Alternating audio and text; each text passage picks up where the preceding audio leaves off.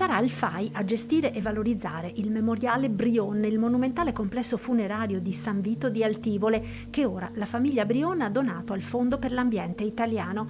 Era il 1969 quando la famiglia di imprenditori nota per il marchio Brion Vega, azienda di punta nella produzione di apparecchi elettronici di design del secondo dopoguerra, commissionò all'architetto veneziano Carlo Scarpa il memoriale per Giuseppe Brion. Ne nacque un'opera che rappresenta un unicum nella storia dell'architettura. Carlo Scarpa va ad Altivole e decide di non realizzare una cappella funeraria, ma di realizzare qualcosa di molto più grande, di molto più difficile, di molto più unico. Decide di realizzare un pezzo di Aldilà.